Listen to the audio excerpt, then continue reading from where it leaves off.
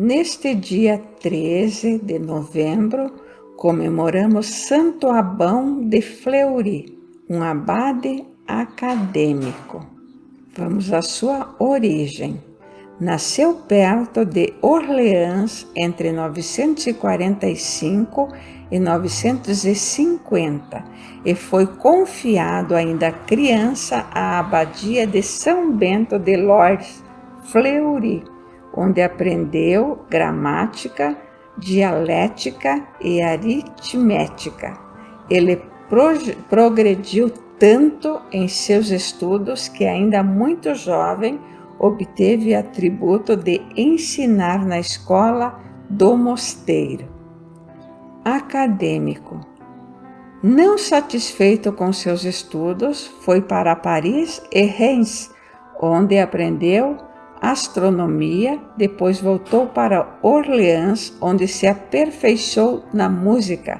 Após sua formação com o estudo de retórica e geometria, voltou a lecionar no mosteiro de Fleury.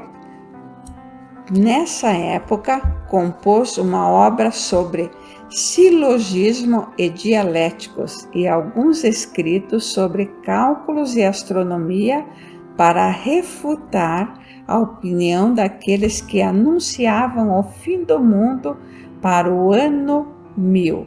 Sob sua direção, a escola do mosteiro floresceu. É interessante notar, entre outras coisas, que ali também se praticava o ensino do tacógrafo.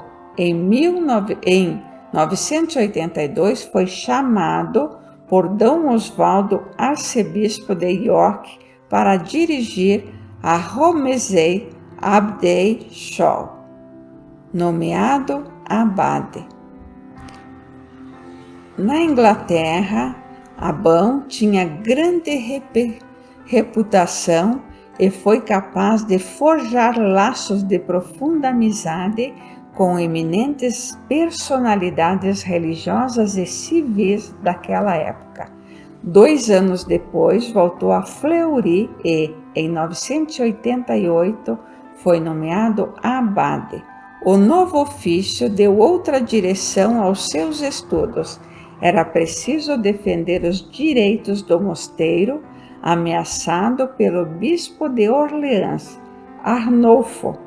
Tinha que pensar em governo espiritual e material de sua grande comunidade. Santo Abão de Fleury buscou trazer a paz entre a Igreja e o Estado, em embates clericais. Provocado pelas circunstâncias, ele também se envolveu com problemas relativos às relações dos bispos com o rei e do rei com o papa.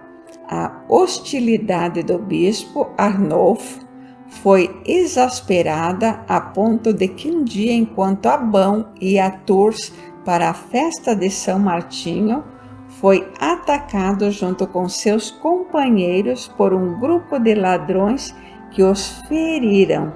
Abão lutou contra o rei Hugo Capito para defender o direito dos bispos aos dízimos da colheita. Nesta ocasião, ele escreveu seu Apologenitus, dirigido aos reis Ruth e Roberto, em que ele lida com virgens e viúvas, agricultura e guerra, casamento e simonia. Suas aspirações de estabelecer a lei do direito contra os abusos dos poderes o levou a compilar uma coleção de cânones, na qual se propôs a esclarecer os direitos e deveres do poder civil e a posição dos monges diante dos bispos. Enviado a Roma em abril de 996 e no outubro do ano seguinte por Hugo Capito, para evitar uma interdição papal para o casamento do soberano Roberto II com Berta, Abão retornou à França, convencendo o Papa e despertando a ira do rei, que precisou obedecer. Santo Abão de Fleury foi um reformador monástico. Ideias de reforma. Um fervoroso admirador das ideias de reforma que irradiavam do mosteiro de Cluny. Ele trabalhou duro para tornar seu mosteiro também um centro de intensa vida espiritual.